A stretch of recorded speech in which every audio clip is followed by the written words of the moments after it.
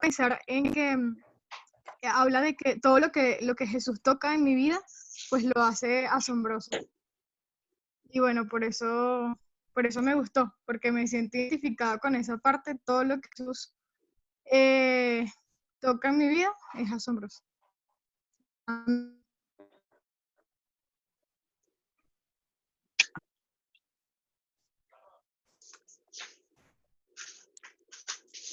También para mí, dice que en el desierto da vida y en este desierto, esta mañana de hoy me siento como el desierto, un poco seca, un poco árida y poco a poco he ido entrando en calor y este canto me ha llevado de verdad a tiempos remotos. La segunda vez que escuché, porque la primera vez, como dije, escuché muy poco de ella y me, o sea, remonta que es a través de los ojos de Jesús que yo veo y es una invitación a que cada día siga haciéndolo así. Por eso veo color, por eso la tristeza se convierte en alegría, más en este tiempo de Pascua, en el que las circunstancias que nos llevan a estar aquí confinados en una casa o en cuarentenados son preocupantes y tristes. Esta época de Pascua nos ayuda a la esperanza, a todo lo positivo que ha salido de ella y bueno, de verdad que amén.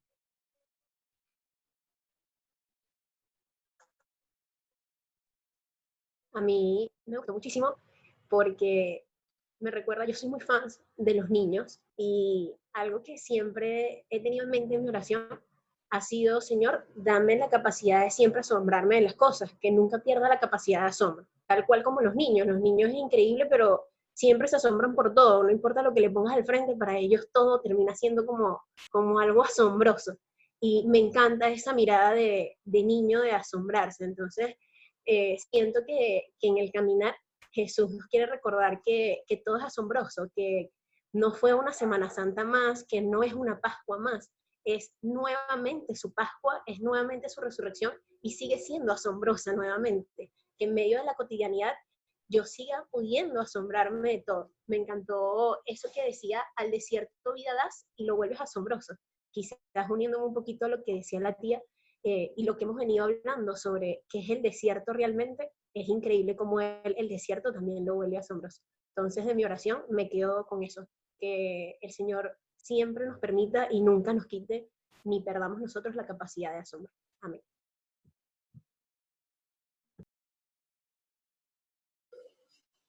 Bueno, buenos días. Eh, a mí la canción me queda con tres ideas, ¿no? La primera, la parte donde dice, me pregunto si te asombras. Aquí cito a San Agustín: el encuentro con Dios no debe dar por nuestra búsqueda. Nuestra búsqueda se ratifica en el amor. Dios es nuestro amor intensa, ha de búsqueda sin fin ha de ser buscado, quien sin fin ha de ser amado. Entonces, me pregunto si cada día fuese un asombro realmente el encontrarnos con Jesús, ¿no? La canción me llevaba a ese espacio de la oración donde me preguntaba, pues, ¿cuántas veces ha sido asombroso para mí diariamente es encontrarme con Jesús, ¿no? Quizás ha sido un momento, pero qué distinto sería que fuese diario, ¿no? Como decía pues mi amado Agustín, de que nuestra búsqueda asombrosa fuese más intensa al de ser ya encontrado. La segunda parte, ver los ojos como tú, cuando la canción se refería a mirar como Jesús. Aquí cito a Frida Kahlo, es algo que siempre le menciono a mi novia, una de sus frases favoritas, que ella decía, si tú tuvieras la oportunidad de ver a través de mi mirada, cuánto te amo. Entonces, creo que si tuviéramos la oportunidad de realmente vernos a través de la mirada de Jesús, podríamos entender verdaderamente cuánto nos ama y pues cuánto amamos. Y así como compartía Lucía anteriormente, al desierto vida das, que es mucho de lo que hemos estado hablando, y, y que el desierto pues es el lugar donde la palabra se hizo vida. Y yo lo relaciono también porque pues al desierto vida das es porque me has hecho a mí, o sea, me has hecho una vida, has hecho cada uno de nosotros. Y en ese mismo desierto pues es donde podemos ver símbolos de, del verdadero sueño de Dios, pues que es real. Amén.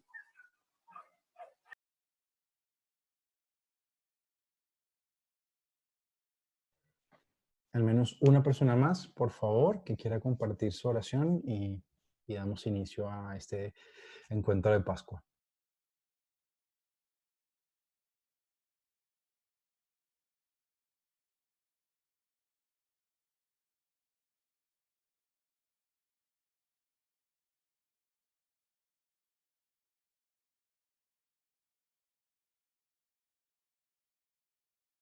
Bueno, yo voy a hablar, me hicieron pararme y venirme al baño, cabe destacar, de Francéola.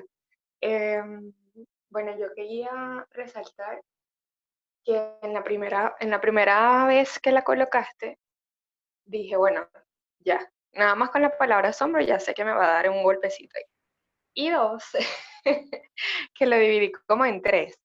Me gusta que hable, o por lo menos yo lo percibí así, que la oración me recuerde o me haya llevado a mi primer encuentro, o sea, ese encuentro que literal me abrió los ojos y fue la comunión. Tal vez en ese minuto fue acompañado y fue un encuentro guiado por mi familia. Eh, pero también me gustó que cuando habla de la parte que en las aguas también hay encuentro, eh, me gusta pensar que es un encuentro consciente. Y ahí pensé en todas las veces que de verdad ya conociéndolo, me sentí en Emaús. O sea, ya de verdad, ahí sí se me abrieron los ojos. Y es asombroso. Ahí es un asombro ya consciente. Me gustó recordar. Y también, bueno, como ya todos lo han comentado, de la parte del desierto, porque me gusta. La palabra desierto es bonita y verlo con un asombro, esa es como la tarea, pues. Es mi tarea diaria. No porque todos los días estén desiertos, sino porque ahí verdaderamente como que también se pone a prueba mi encuentro con Dios. Yo una vez leía que uno siempre tiene un solo encuentro y, perdón, que uno antes del encuentro tiene muchos acercamientos y bueno, bendito Dios que ya el encuentro, cuando se abren los ojos, ya es definitivo. Y ya me hago, o me debería yo hacer responsable de generar y generar muchos más encuentros con el Señor. Amén. Bueno, familia, gracias por este espacio, por permitirme compartir con ustedes algunas intuiciones de lo que Pascua significa y de lo que Pascua puede decirnos hoy en una situación tan particular como la que estamos viviendo. A mí me gusta esta canción, el Veo tu reino aquí. Eso me parece muy potente y muy fuerte, eh, porque de eso se trata. De hecho, con eso quisiera abrir un poco esto que experimentamos. Les recuerdo también bueno, que sé que muchos no se han podido conectar, entonces estoy grabando este espacio y luego lo voy a subir al YouTube y bueno, lo mando al grupo para que quienes quieran lo puedan volver a ver. Ya les envié, digamos, el PPT, pero igual también se los dejo en la descripción del video en YouTube para que igual lo tengan por ahí. Y nada, ver el reino aquí me parece lo más significativo de esta Pascua, sobre todo, ¿no? Veo tu reino aquí. Descubrir dónde está el reino de Dios con otra mirada, con otro corazón, con otra disposición también. Y diría yo con otra esperanza. Es decir, a veces cometemos el graso error de creer que la esperanza es una cosa que me regalan, ¿no? Entonces yo le pido a Dios, Dios, dame la gracia de la esperanza o dame esperanza para esta situación. Pero la esperanza, como cualquier virtud, tiene que ser entrenada. La esperanza se entrena, la esperanza, tal cual como haces ejercicio, se entrena, se intuye, se ejercita. Y podemos decir eso de la paciencia también, es decir, uno no puede sentarse a orarle al Señor y decirme, Señor, dame paciencia si no la entreno. Si cuando tengo una situación de tensión en mi casa no ejercito la paciencia, ¿no? La gracia de Dios no es una cosa externa, no es un regalo, sino sobre todo fruto de mi relación con Él. En mi relación con Él, yo le voy pidiendo una gracia, diría San Ignacio de Loyola. En mi relación personal con Él, le voy pidiendo una gracia, pero esa gracia no es un regalo, sino fruto de mi relación con Dios. Al ver cómo Él me trata a mí, al ver cómo Él me ama a mí, yo voy ejercitando mis virtudes. En cualquier momento, después que salgamos de esta pandemia, hagamos otro retiro para hablar de las virtudes y de cómo el Evangelio nos va diciendo que las virtudes crecen en el discípulo. Pero lo que yo quisiera decir al principio es eso, ¿no? La Pascua siempre se presenta como un momento de esperanza y de alegría, pero ni la esperanza ni la alegría como virtudes son impuestas. Es decir, si hoy te sientes triste, igual es Pascua. Si hoy te sientes golpeado, herido, acongojado, rabioso, molesto, atónito, como te sientas, la Pascua no tiene que ver con algo que sintamos. Pues la Pascua es un hecho, y el hecho de que Jesús en nuestra noche oscura, en nuestro momento de debilidad, resucita, sin importar cómo están los discípulos. No espera que los discípulos estén alegres para resucitar, sino que de hecho resucita en los momentos en los que los discípulos están pasando por una situación más compleja y más difícil. Eso es lo primero que yo quisiera decir, ¿no? Entonces, la esperanza que estamos celebrando en Pascua, hay que entrenarla, familia, como cualquier virtud, hay que entrenarla. No es una cosa que se logra yendo al supermercado y comprándola o haciendo un retiro. No, hay que ejercitarla. Y de hecho, de eso también se trata el amor, del que tanto habla el cristianismo. No es una cosa que se consiga de un día para otro, sino sobre todo tiene que ver con una capacidad de acrecentar esa capacidad de amar, de acrecentar el corazón, si lo quieres ver en esa figura. Si tu corazón es de 2 metros por 2 metros, bueno, el proceso del cristianismo, el proceso de ser discípulo de Jesús tiene que ver con que eso vaya creciendo, luego 3 por 3, luego 4 por 4 y así sucesivamente. A mí me encanta, les había comentado, me parece alguna vez, que San Luis María Griñón de Montfort escribió un excelente texto espiritual que se llama Carta a los Amigos de la Cruz. Es un texto bastante viejo, por tanto tiene unas expresiones que hoy habría que repensar teológicamente hablando, pero en lo esencial es precioso. Es precioso porque le dice a los hermanos a los que él está escribiendo esa carta, ¿por qué si Jesús crece en el amor, es decir, nos va amando cada vez más en nuestro camino de discípulos, por qué nosotros no hacemos lo mismo? Y a mí eso me queda siempre cuando hablamos del amor, porque no es una cosa que no es un regalo que se da y ya está, como cuando te regalan, no sé, un suéter y ya está, es eso, no es más. No, para la relación con el discípulo y para la relación de Jesús con el discípulo, el regalo y la gracia no es el amor, sino poder crecer en el amor que ya tienes. Es decir, en esta figura de si tu corazón mide 2 metros por 2 metros, cuando te encuentres con Jesús, el corazón va creciendo de tal manera que vas amando cada vez más y mejor, como diría San Ignacio de Loyola, para amarte más y servirte más, para amarte mejor y servirte mejor, porque no se trata solo de amar más, ¿no? Como bueno, poniéndola en términos cuantitativos, digamos, ¿no? Antes de encontrarme a Jesús amaba a 3 personas, ahora que me encuentro con Jesús amo a 6, no. Se trata de que yo ame más, evidentemente, sobre todo a mis enemigos, que es la clave de Jesús, pero que con ese amor que yo tengo, ame mejor, cada vez mejor, ¿sí? Entonces tiene que ver con una cuestión de calidad y de cantidad, ¿no?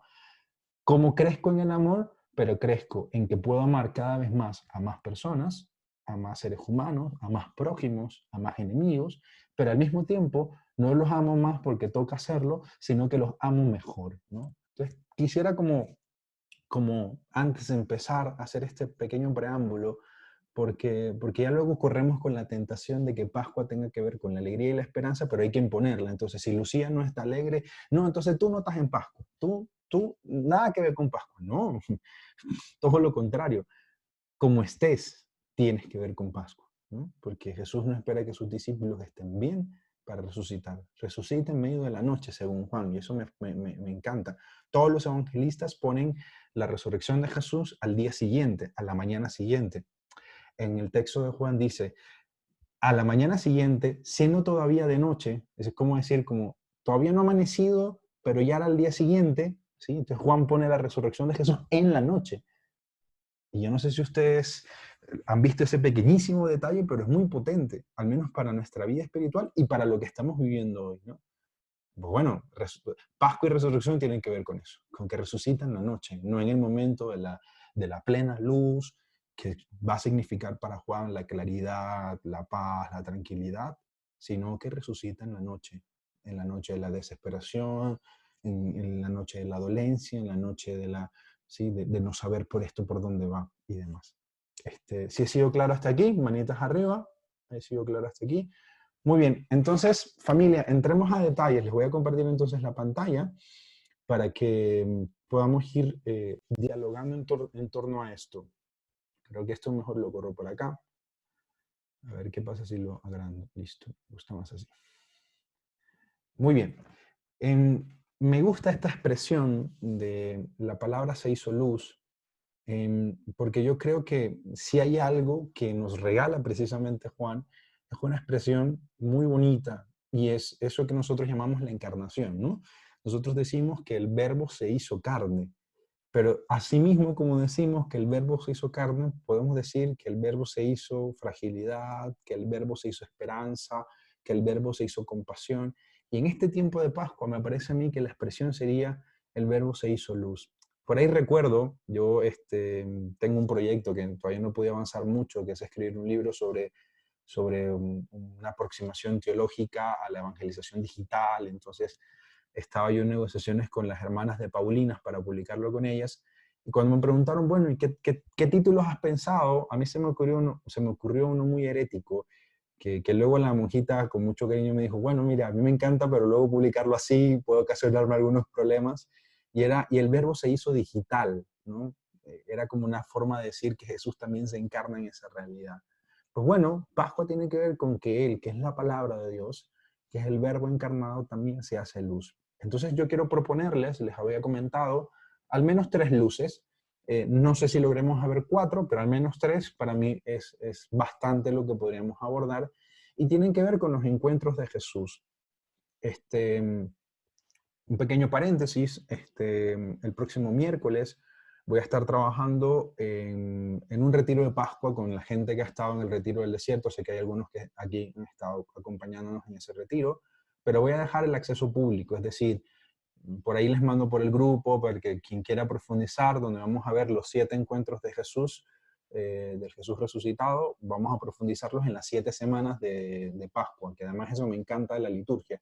No es un fin de semana, ni es una semana de Pascua, sino son 7. Entonces hay bastante tiempo para profundizar y demás. Entonces ahí les dejo también esa invitación. Y bueno, al final, Lucía, José, Orlando y Alana, que son los que veo aquí en pantalla en primer lugar, me recuerdan que tengo que decirles algo para que no se me olvide. Entonces, al final, antes de cerrar, me acuerdo. Bueno, entonces la palabra se hizo luz. La palabra se hizo luz. Entonces, adentrémonos en esta consideración. Y a mí me gusta esto de la palabra se hizo luz, y no es mío. Se lo robé a José María Rodríguez Olaizola, que fue el autor que les recomendé leer del texto de Contemplaciones, La pasión en contemplaciones de papel. Y él dice esto: entonces se enciende una luz.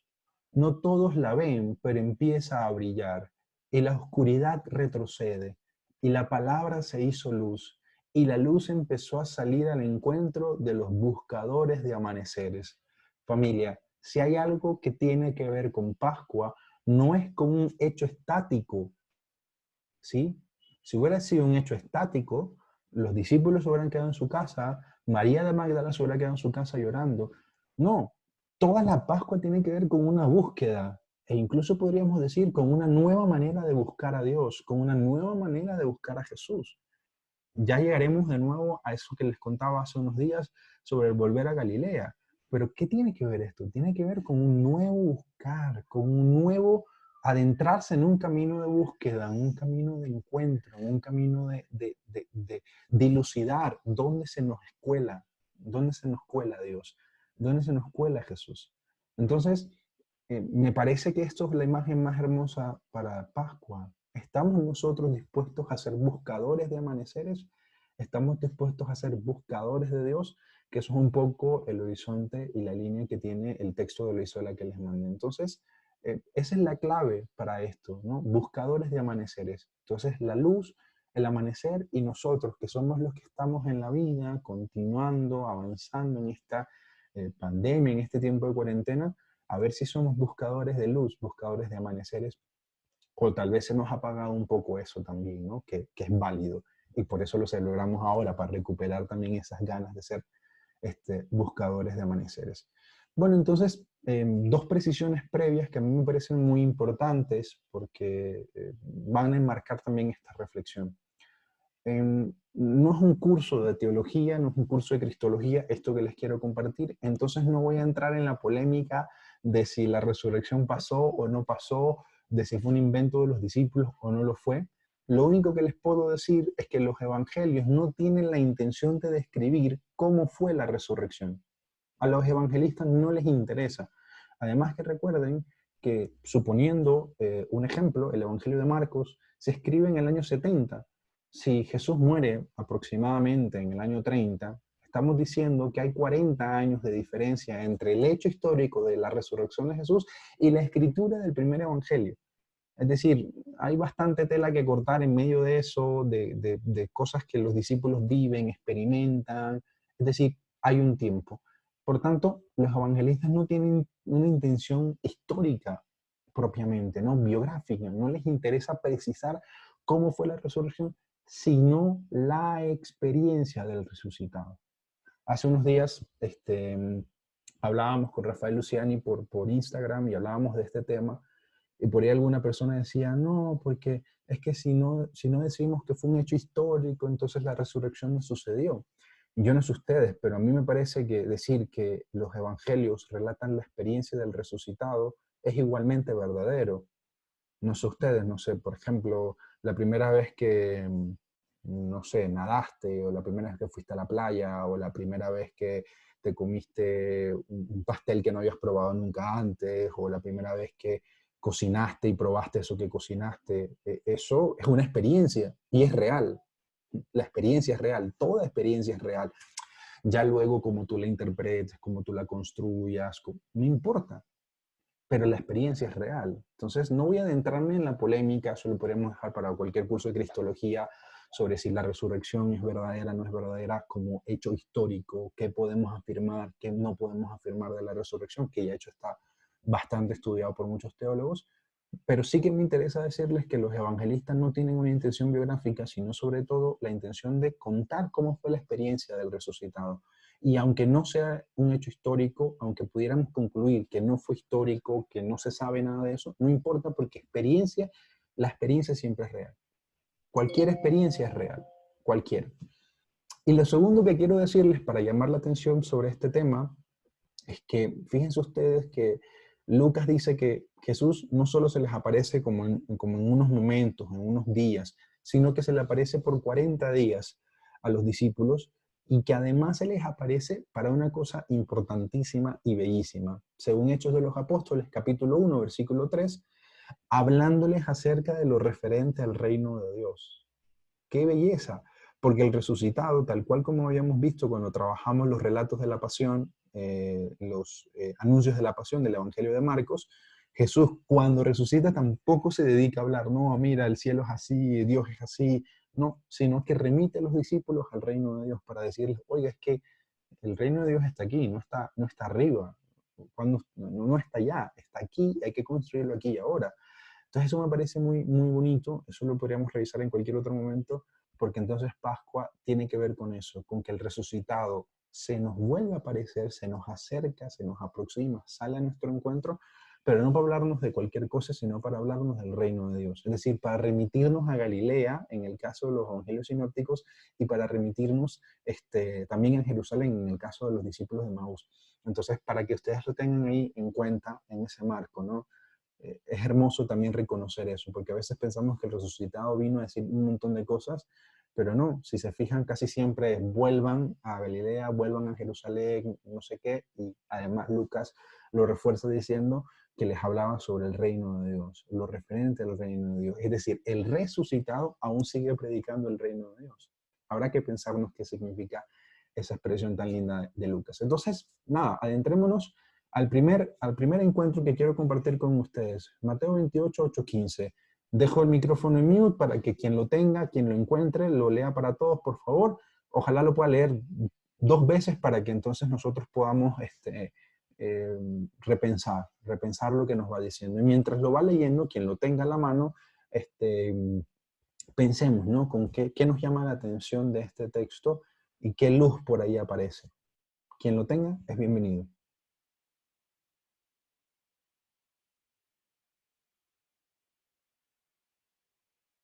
Yo lo tengo.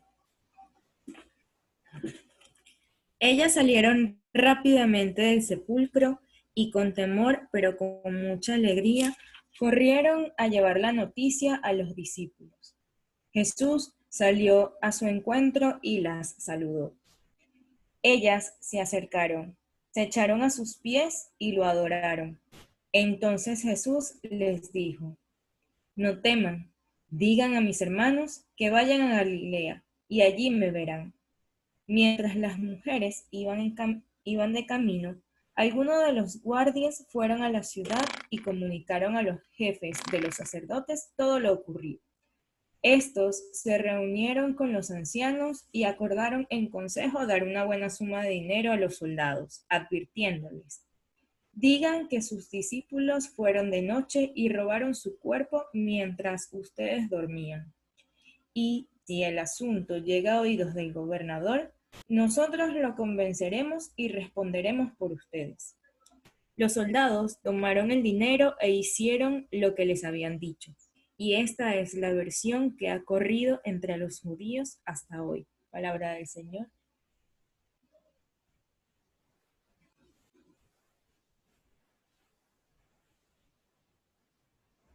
Verónica, si lo puedes leer de nuevo, por favor. Sí. Ellas salieron rápidamente del sepulcro y con temor, pero con mucha alegría, corrieron a llevar la noticia a los discípulos. Jesús salió a su encuentro y las saludó. Ellas se acercaron, se echaron a sus pies y lo adoraron. Entonces Jesús les dijo: no teman, digan a mis hermanos que vayan a Galilea, allá me verán. Mientras las mujeres iban de camino, algunos de los guardias fueron a la ciudad y comunicaron a los jefes de los sacerdotes todo lo ocurrido. Estos se reunieron con los ancianos y acordaron en consejo dar una buena suma de dinero a los soldados, advirtiéndoles: digan que sus discípulos fueron de noche y robaron su cuerpo mientras ustedes dormían.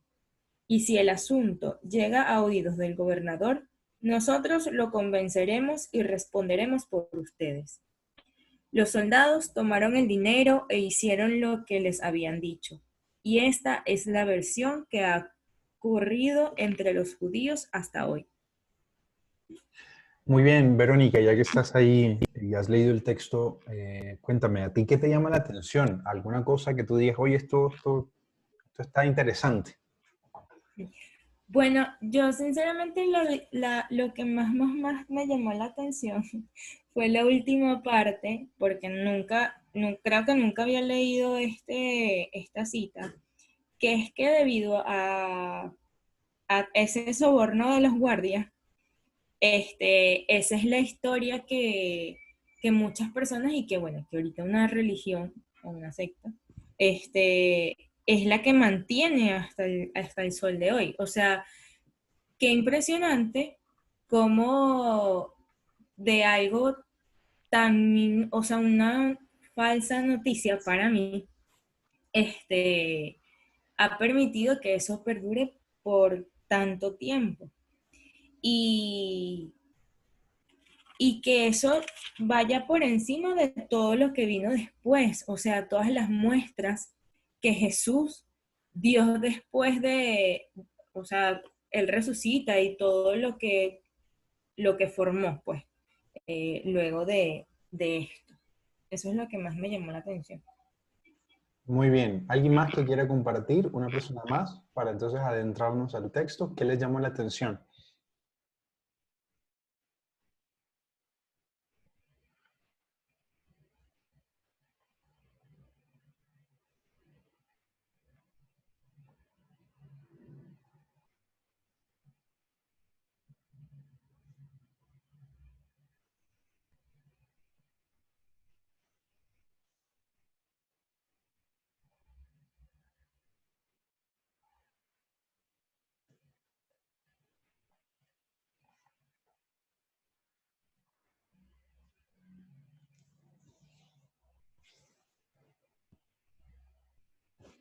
¿Alguien más que quiera compartir? ¿Qué le llama la atención del texto?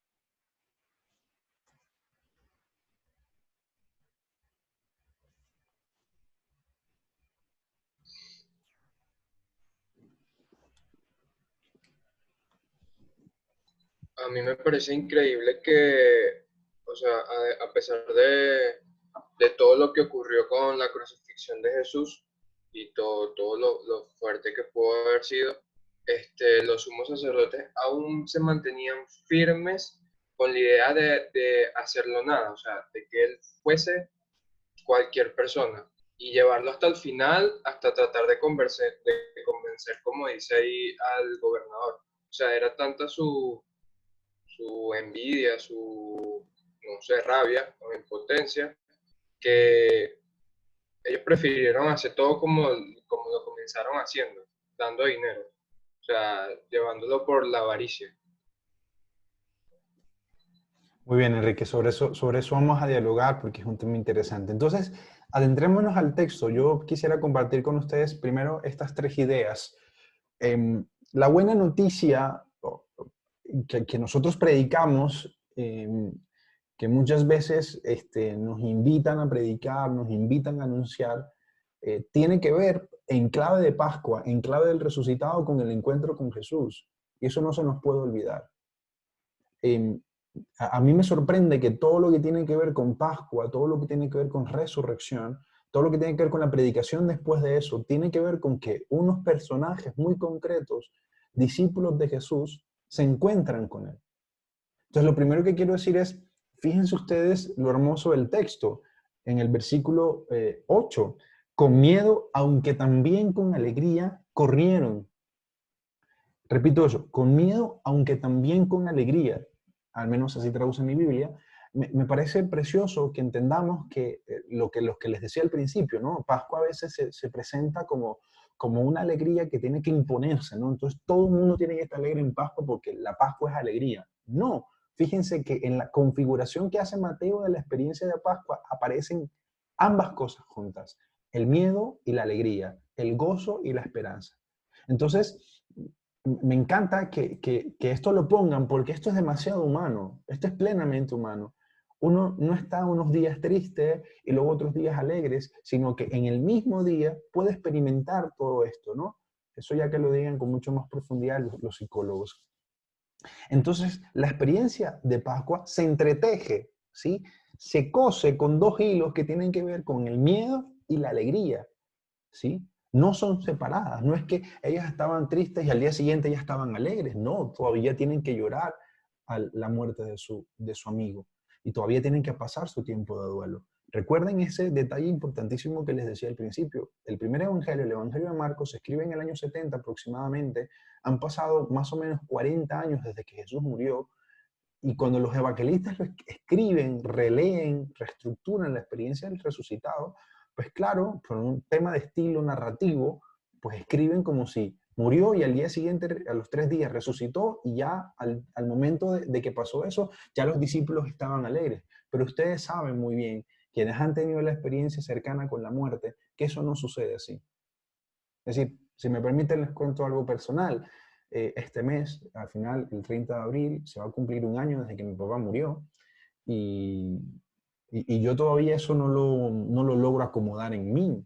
Todavía me incomoda, todavía me duele, todavía me pesa, sí, todavía tengo un enojo con la vida porque no va a poder compartir conmigo el montón de cosas más que tenían planeadas con él. Es decir, hay un dolor ahí. Ya ha pasado un año. Es decir, el duelo no pasa de un día para otro como magia. Y Jesús, que es plenamente humano, tampoco desea eso para sus discípulos. Por eso me parece a mí que la manera clara que tienen los evangelistas para narrar esto, sin romper su estilo narrativo, sin hacer 40 capítulos más diciendo, y bueno, las mujeres siguieron de luto, es decir que la experiencia del resucitado se entreteje con estas dos emociones, con estos dos sentimientos, con estas dos aproximaciones, que ni son buenas ni son malas, lo son. O sea, tener miedo no es ni bueno ni malo, tengo miedo, punto. Tengo alegría, eso no es ni bueno ni malo, es lo que tengo en el corazón. Entonces me parece muy hermoso que entendamos esta experiencia de las mujeres que van con miedo, aunque también con alegría. Y a veces nosotros cometemos el grave error también, que cuando evangelizamos decimos, no, el que está con un Cristo no está alegre, porque el que está con un Cristo tiene esperanza. No, pero el que está con Cristo también tiene miedo. El que está con Cristo también llora. El que está con Cristo también, por más que crea en Jesús de Nazaret, no sabe para dónde va este futuro, no sabe para dónde va mañana, no sabe cómo se va a salir de esta pandemia, tiene miedo, tiene situaciones que son límites. El que está con Cristo y el que cree en Jesús también pasa por esto. Y estos son las mujeres que siguieron a Jesús, que fueron las más fieles, según los textos del Nuevo Testamento, las más fieles seguidoras de Jesús, las mujeres. Si ellas que estuvieron muy cerca de Jesús, que lo siguieron incluso hasta la cruz, como dice el Evangelio del discípulo amado, también viven esta experiencia, familia. Y eso me parece hermoso y ojalá lo rumiemos cada uno en su momento de oración personal. ¿Cómo estoy? ¿No? No imponernos la alegría porque estamos en Pascua, no, al contrario, vivir la alegría de la Pascua como hay que vivirla. ¿Y cómo hay que vivirla? Como lo vivieron las primeras testigos del resucitado según Mateo. Iban con miedo y también con alegría. Entonces, ¿podemos sentirnos alegres porque estamos celebrando Pascua? Por supuesto que sí, porque la alegría es revolucionaria, porque la esperanza es revolucionaria, porque no podemos entregarnos a la desesperanza y a la muerte y a la tumba vacía. Por supuesto que sí. Y al mismo tiempo podemos estar tristes, preocupados, nerviosos por lo que está pasando con el mundo, por la pandemia, porque esto parece ser que se extiende hasta el otro año. Bueno, todo el mundo está viviendo un momento de tensión. Entonces, ojalá nosotros entendamos esta configuración de la celebración de la Pascua y del encuentro del resucitado según Mateo. Repito, con miedo, aunque también con alegría. Y ojalá nosotros, cuando salgamos de esto, cuando nos toque predicar, cuando nos toque evangelizar, cuando nos toque ir de misión, no queramos imponer la alegría porque hay que imponerla, porque Jesús es alegría. No, Jesús también es lágrima, Jesús también es llanto, Jesús también es temor, Jesús también es miedo. Y todo eso se entreteje en una experiencia plenamente humana. Porque tanto la alegría como el dolor, como la tristeza son experiencias de Dios. Ambas. En unas Dios habla y en otras Dios hace silencio. Y en ambas Dios es respuesta. Dios es sentido, Dios es plenitud, Dios es paz, Dios es encuentro, etc.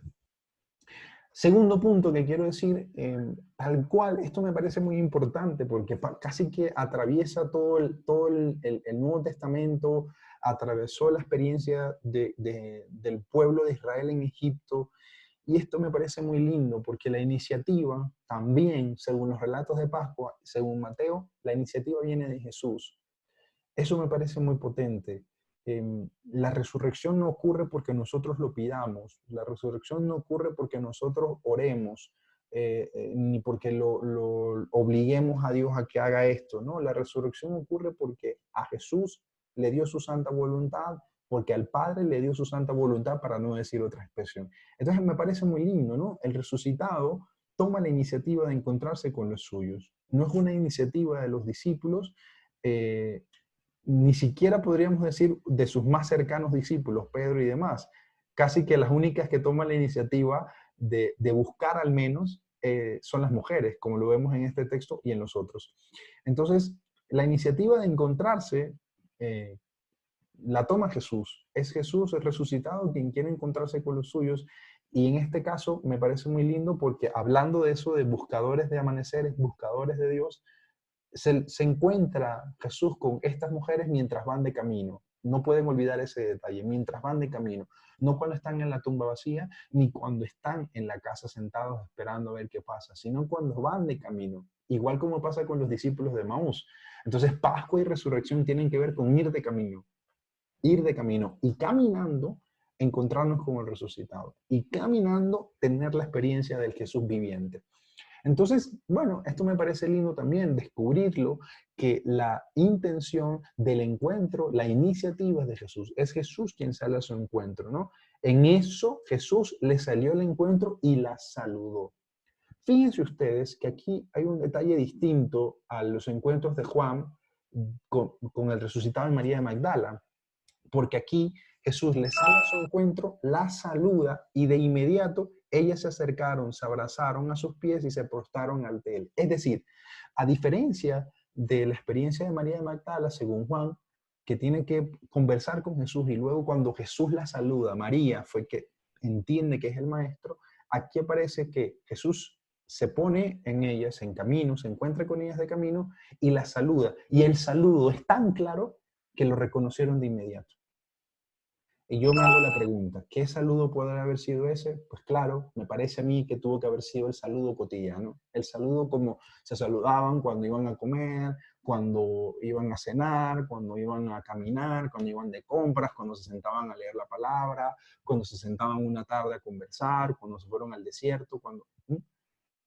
Un saludo tan cotidiano que descubrieron que era él y que no pudo haber sido ningún otro. Y esto me parece potente, porque fíjense ustedes, cuando, por ejemplo, en la experiencia de Lucas, cuando el ángel se le aparece a María, le hace todo un saludo especial. Entonces María dice, wow, ¿esto qué es? ¿Esto cómo es? Tal. Hay una experiencia ahí como de pregunta. Cuando aparece ese hermoso texto de la Anunciación, el ángel le da un saludo muy extraño. En cambio, el resucitado hace un saludo común, hace un saludo cotidiano y por eso es posible reconocerlo.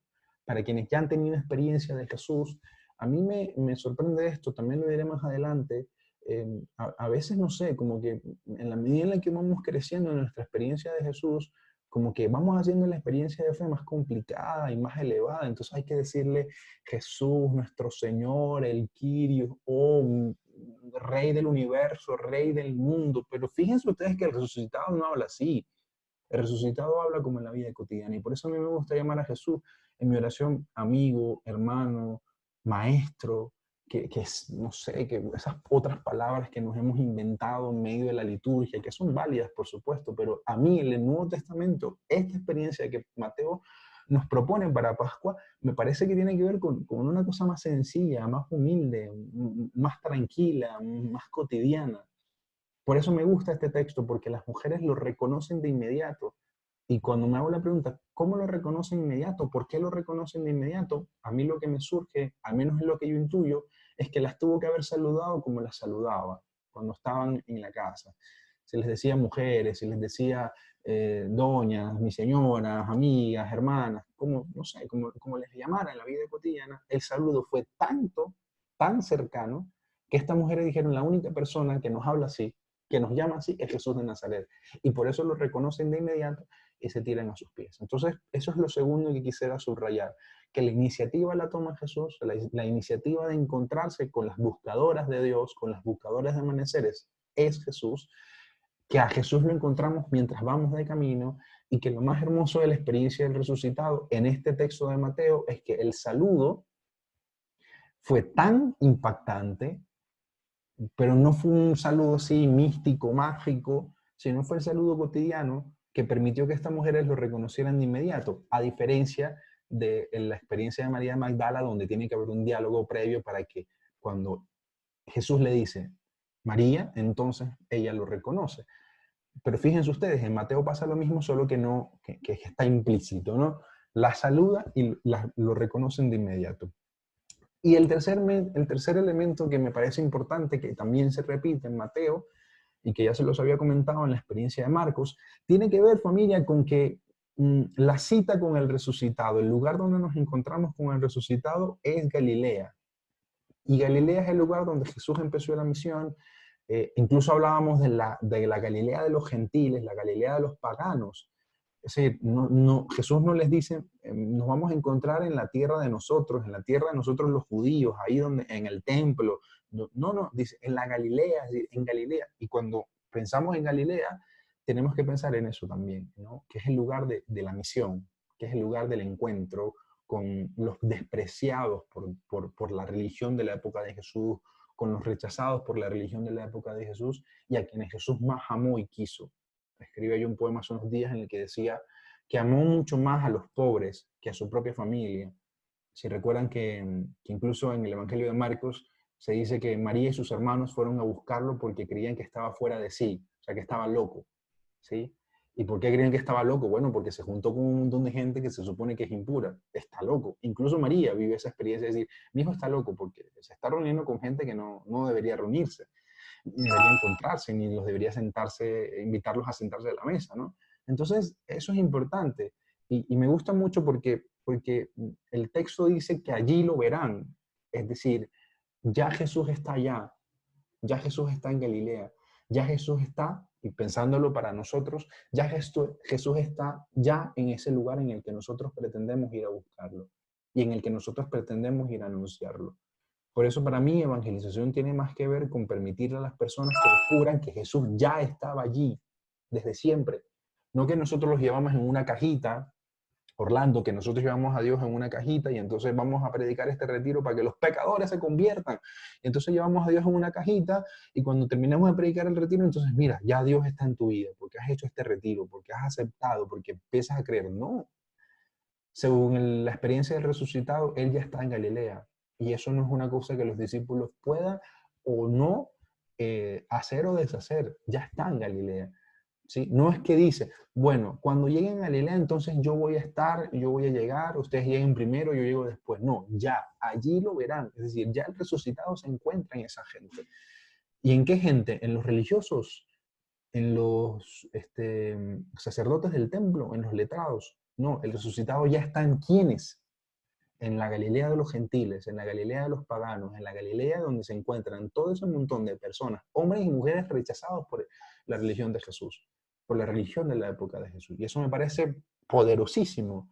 Me encanta esa expresión de nuestro queridísimo Monseñor Romero, porque él dice, si me matan, resucitaré en mi pueblo, decía. Eso tiene que ver, eso es Pascua, ¿no? Si me matan, resucitaré en mi pueblo. Bueno, Jesús está diciéndole a sus discípulos, me encuentran a mí, al resucitado, al que habla del reino de Dios, en donde yo encontré a Dios, que fue en los más pobres, en los desfavorecidos, en los que nadie quería.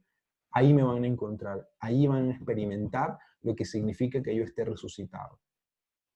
Hasta aquí vamos bien, manitas arriba. Bueno, de hecho aquí solo veo a Enrique y a Orlando, porque Verónica no tiene, bueno, en fin, manitas arriba, perfecto. Entremos entonces en otro punto que me parece interesante de este texto de Mateo, y es qué loco, ¿no? Que Mateo nos ponga esta disputa, ¿no? Este antiplan, ¿no? El plan de las mujeres es ir a anunciar que Jesús ha resucitado, pero hay un antiplan detrás, ¿no? Hay como un reverso de esta historia, que es que estos personajes del templo se ponen ¿sabes? A ver cómo manipulan esto, ¿no?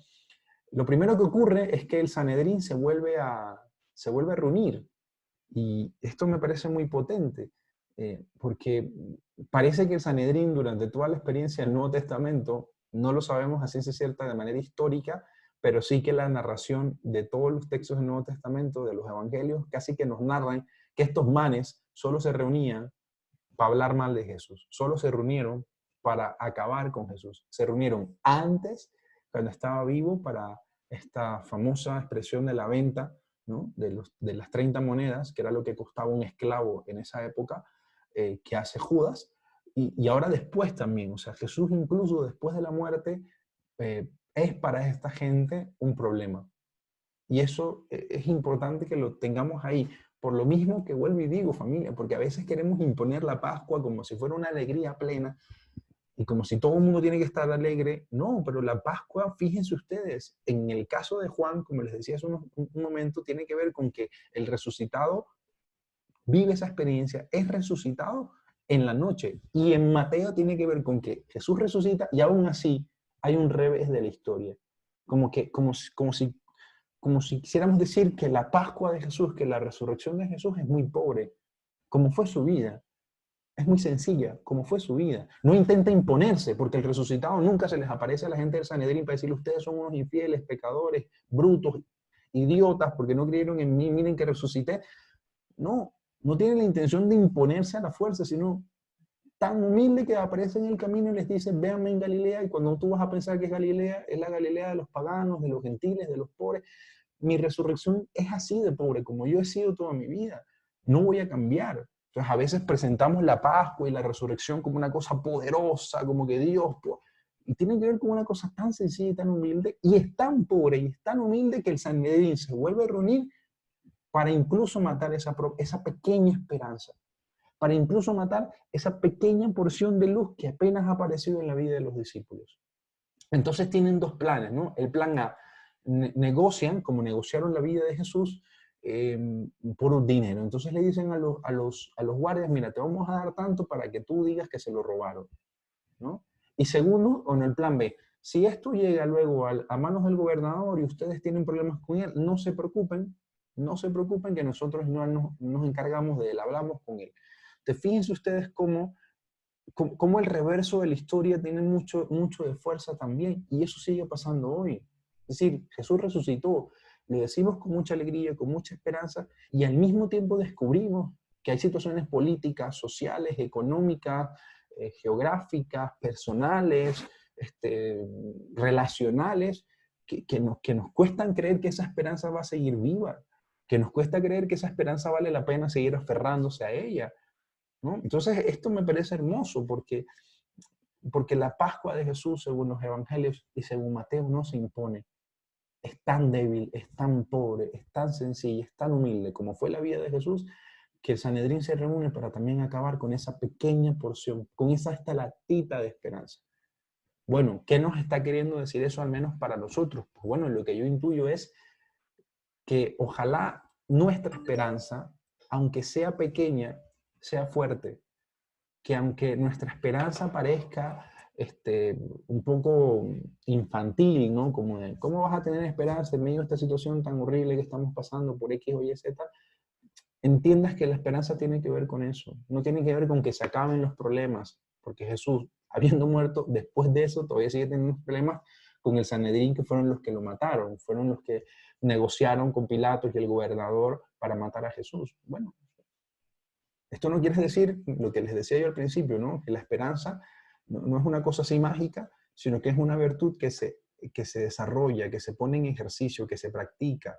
¿Y se practica cómo? Bueno, en medio de estas situaciones como las que vive la esperanza de Jesús y de los discípulos. Se reúnen para acabar con esa esperanza y para implantar esta mentira, ¿no? Esta es la primera fake news de la historia de la humanidad. Dicen que se lo robaron. Es una fake news. Yo no sé ustedes, pero yo creo que a veces nosotros también hacemos lo mismo con nuestra fe y con nuestra esperanza. A veces queremos como ocultarla, como manipularla, y no. Digamos que nuestra experiencia del resucitado y nuestra esperanza es pequeña, es débil, es pobre, hay muchas otras cosas que nos duelen, pero la seguimos manteniendo, pequeño, humilde, pobre, como es la esperanza y como es la resurrección de Jesús. Esto me parece importante. La luz que aparece en este texto de Mateo es una luz tan humilde y tan pequeña que es amenazada.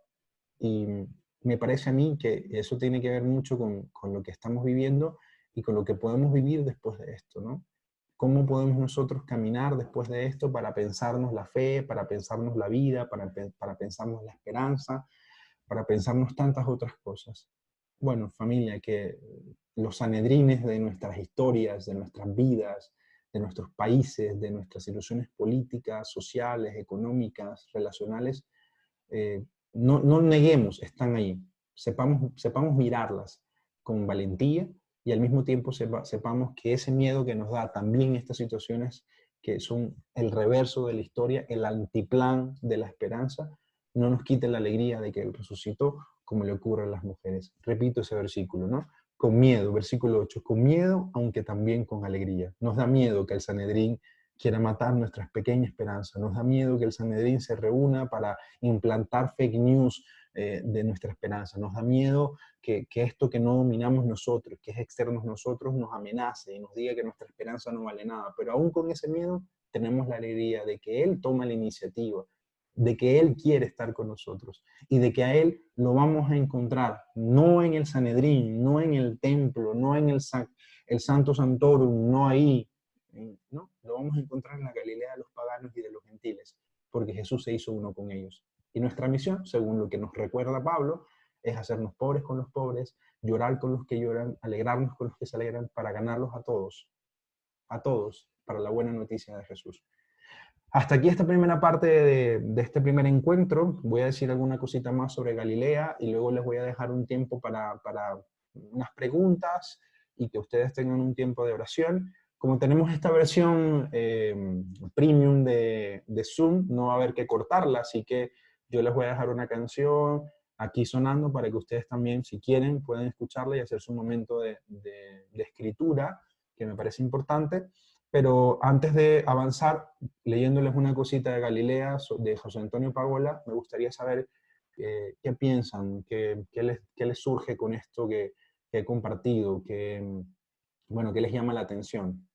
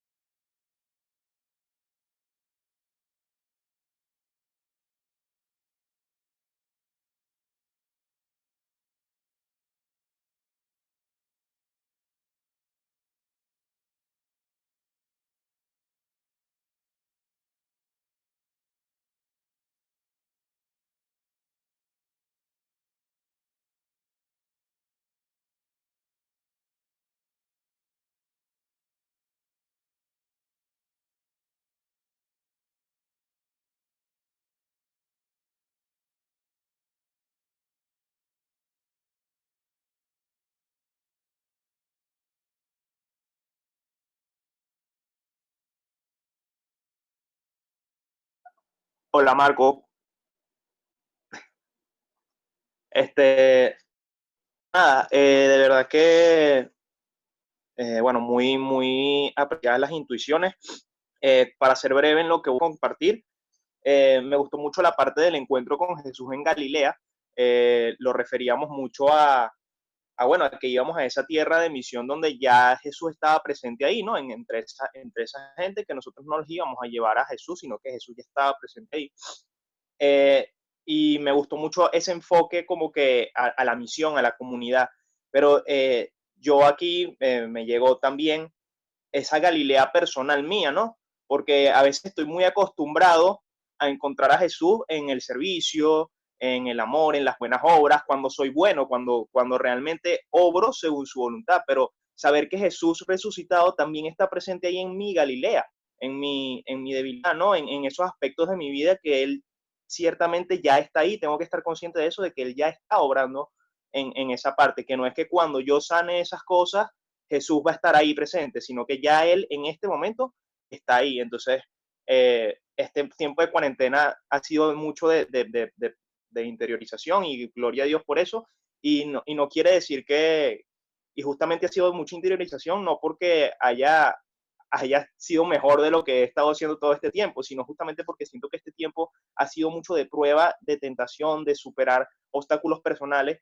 Y al escuchar esto, realmente me entró como ese fresquito, por decirlo de alguna manera, que, oye, Jesús está ahí, Jesús ya está ahí, no tengo que meterlo ahí porque Él ya está. Entonces, creo que con esa parte me quedo, ¿no? Gracias, Jesús. Piensa en Galilea como el lugar también de la traición, como el lugar de la desesperanza, como el lugar del encuentro en la cena, cuando Jesús comparte su comida. O sea, Galilea es la vida cotidiana de esta gente. Entonces, cuando Jesús les dice que los van a encontrar en Galilea, esta gente entra en crisis porque ellos esperaban otra cosa, ¿sabes? Como que, bueno, ahora sí vamos a encontrarlo. Por ahí aparece también un texto que me parece también además muy chistoso, ¿no? Que los discípulos están viendo el cielo y le aparecen unos manes que le dicen, hey, ¿ustedes qué hacen mirando al cielo? ¿No? Y a veces nuestra experiencia de resurrección se parece más a eso que a volver a Galilea, ¿no? Y Galilea es tu casa también, es decir, es tu vida cotidiana, ahí lo vas a encontrar, ahí ya está. Eso es hermoso. Gracias, Jesús, por compartir. ¿Alguien más que quiera compartir algo que les llame la atención de esta reflexión antes de avanzar un poco más?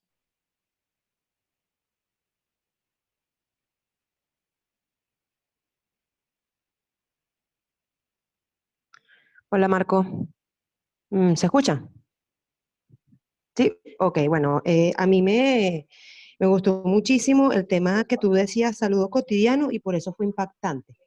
Me encanta ese tema de saludar cotidiano y que ese hecho sea impactante porque yo creo que de eso al final se trata la evangelización, que de lo cotidiano podamos llevar ese tema impactante que es el tema de él, pues que él mismo lo lleve.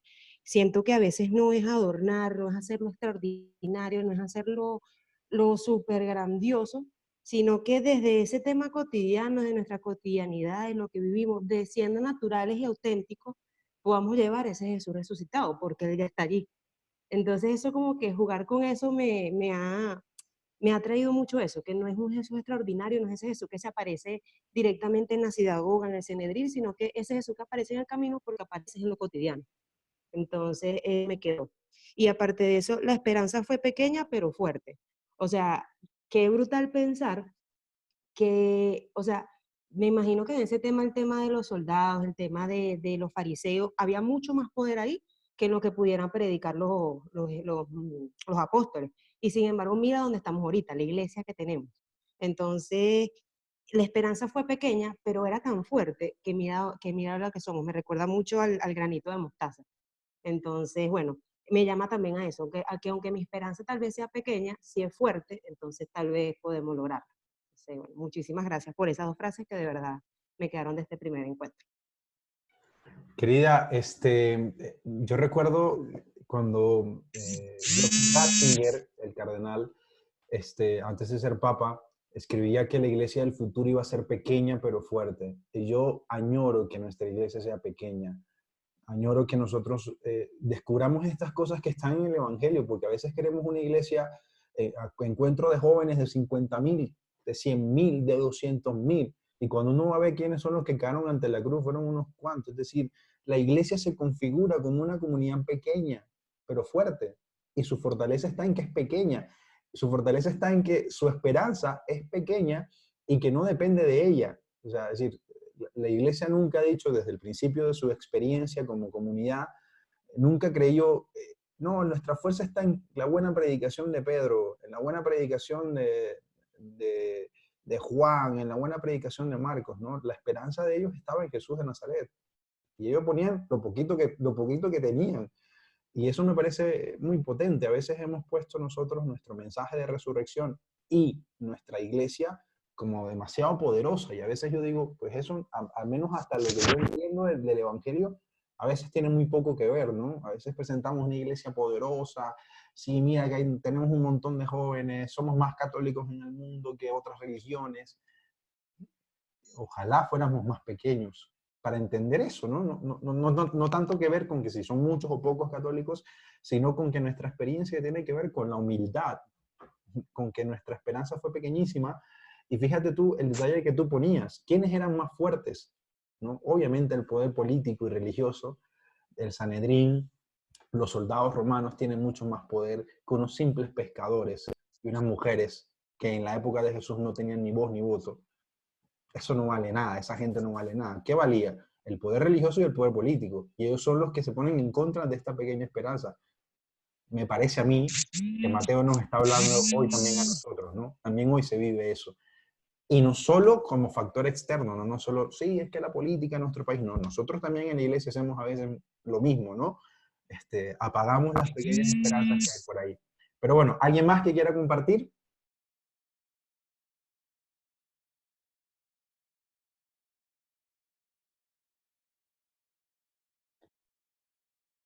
Bueno, yo no soy muy ducha con este sistema, casi no he participado. Creo que me escuchan. Es la tía Isa. ¿Me escuchan? Querida tía, te escuchamos Tengo un poco de perfectamente. dificultad con la conexión. Me he mudado de varios salones de mi casa a ver si... No te Ok, preocupes, te escuchamos perfecto. ok. Entonces, a mí desde el inicio, antes de que cuando abriste para compartir, me llamó la atención el reencuentro, el reconocimiento. O sea, ellas decía, lo vieron y se postraron y lo adoraron, o sea, reconocerlo. Ya con la segunda, cuando comenzaste a compartir el saludo tan cotidiano y todo eso, o sea, yo decía, ¿cómo lo reconocieron? O sea, era una cercanía, pero ya después entendiendo aún mejor que el saludo cotidiano hizo que lo reconocieran, como que yo te diga pana o la única persona a la que yo saludo es mi pequeña o qué sé yo, entonces me llama la atención ese reconocimiento y siento que en algo he ido avanzando durante este tiempo de cuaresma y cuarentena, eh, en que yo de alguna forma u otra siento que lo he reconocido en mis hermanos de alrededor, porque hay confinamiento, pero nosotros vivimos en una organización cerrada que es de veintitantas casas, de las cuales unas 8 o 9 familias hemos estado frecuentándonos por un novenario que murió alguien al lado y he podido reconocer a Jesús en mi hermano, pero también he sentido lo personal, o sea, lo que decía ahorita Juan era lo del reconocimiento dentro de mi Galilea, o sea, dentro de mí misma. Me alegra tanto poder acercarme más al Señor que por cuestiones de ajetreo todo el tiempo me estaba conformando con expresiones mínimas de afecto y de cariño para Jesús y de encuentro y de oración.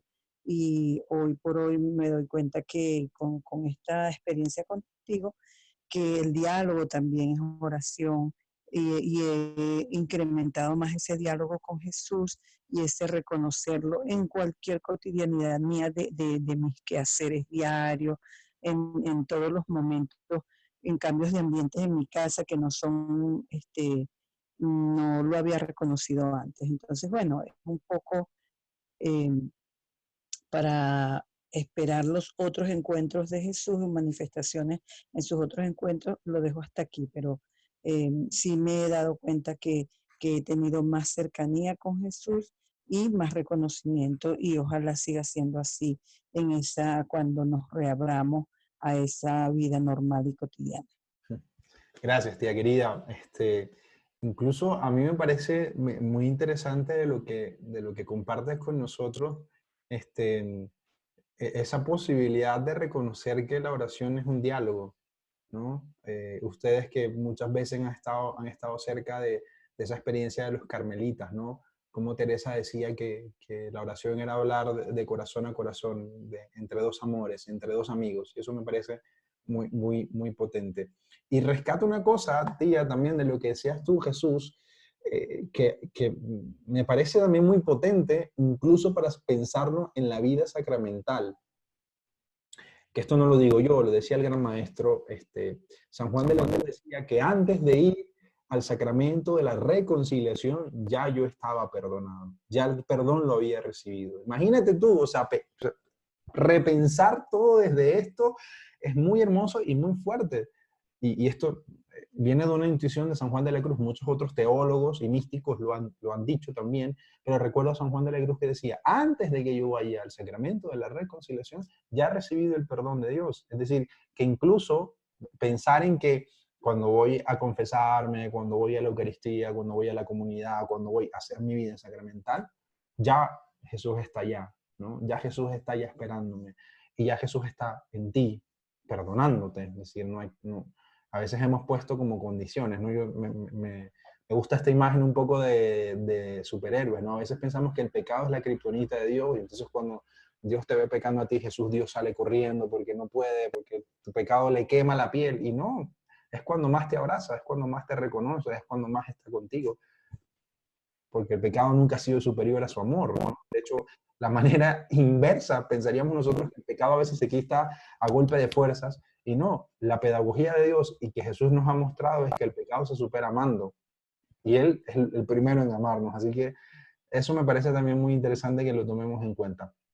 Bueno, nada, para darles también un tiempo a ustedes para que reflexionen, para que mediten un poco, quienes les gusta escribir, quienes tienen por ahí un momento para escribir. José, ¿querías decir algo, José, antes de que avance?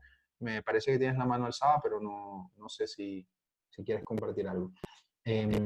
Antes de avanzar con ese espacio de encuentro con ustedes, personal de oración, les quería leer esto que me parece también muy potente. Esto es de José Antonio Pagola, cuando se refiere a Galilea, ¿no? Se los voy a dejar un rato ahí porque me parece importante que tengamos una definición clara, ¿no? Porque Galilea puede significar muchas cosas, todas muy importantes y valiosas. Sin embargo, quería como traerles una definición general, muy general, para quienes quieran tenerla como apuntada, ¿no? Cuando ustedes vayan luego a leer en esta Pascua, el próximo año y en toda su experiencia de vida, cuando quieran reflexionar esto y se pregunten, Galilea, ¿qué es lo que significaba? Pues bueno, aquí les dejo una definición de Pagola que me parece muy potente, ¿no? Pagola dice, Galilea ha sido el escenario principal de su actuación, obviamente hablando de Jesús. Allí le han visto sus discípulos curar, perdonar, liberar, acoger, despertar en todos una esperanza nueva. Ahora sus seguidores hemos de hacer lo mismo. No estamos solos. El resucitado va delante de nosotros. Lo iremos viendo si caminamos tras sus pasos. Lo más decisivo para experimentar al resucitado no es el estudio de la teología ni la celebración litúrgica, sino el seguimiento fiel a Jesús. Repito de nuevo, Galilea ha sido el escenario principal de su actuación. Allí le han visto sus discípulos curar, perdonar, liberar, acoger, despertar en todos una esperanza nueva. Ahora sus seguidores hemos de hacer lo mismo. No estamos solos. El resucitado va adelante de nosotros. Lo iremos viendo si caminamos tras sus pasos. Lo más decisivo para experimentar al resucitado no es el estudio de la teología ni la celebración litúrgica, sino el seguimiento fiel a Jesús. Por eso que decíamos hace un momento del saludo, ¿no? ¿Quiénes reconocen a Jesús? Los discípulos, los que lo han seguido. Por eso me parece a mí que Jesús nunca se les aparece ni a Herodes, ni a su séquito, ni al Sanedrín, porque esa gente no lo hubiera reconocido, porque esa gente no sabría quién es ese. ¿Por qué? Porque nunca lo siguieron, porque nunca escucharon cómo saludaba, porque nunca escucharon cómo caminaba, porque nunca escucharon sus chistes, porque nunca lo escucharon llorar. Entonces esa gente no tiene ni idea cómo es Jesús. Solo lo mataron porque representaba un problema para el poder religioso y para el poder político, pero no tienen experiencia de seguirles. ¿A quiénes se les aparece el resucitado? A los que lo siguieron porque son los que lo pueden ver y los que los pueden reconocer, porque saben cómo hablan, cómo caminan, cómo incluso esos de Maús, que me parece muy potente, incluso cómo partía el pan. Es decir, si yo me hubiera aparecido a los discípulos, le hubiera partido el pan, obviamente no, quién es, pero Jesús tenía una manera particular de partir el pan que los discípulos lo reconocen. Eso me parece también muy, muy hermoso. Quién sabe cómo lo hacía, doblaba el pan en 4, qué sé yo. Y los discípulos dijeron, oye, solo una persona parte el pan así, Jesús de Nazaret. Eso me parece también muy hermoso y muy fuerte. Bueno, familia, si les parece, voy a dejar estas preguntas para que ustedes tengan un momento de reflexión. Voy a parar la grabación en este momento, pero no voy a cerrar el Zoom. Y la voy a parar para luego subirlas en 3 partes para las personas que luego la van a ver, porque yo luego hacerles un video de 3 horas como que puede que se les complique. Entonces mejor dividírselos por partes, si les parece buena idea, dividirlo por partes. Entonces yo luego ya en YouTube pongo primer encuentro y así. Entonces, familia, estas son las preguntas que les quiero dejar para que contemplen ustedes en su momento de oración personal. Algunas preguntas para contemplar la luz. Se las voy a dejar aquí. Voy a pausar un poco voy a pausar un momento el grabar. A ver, un momento.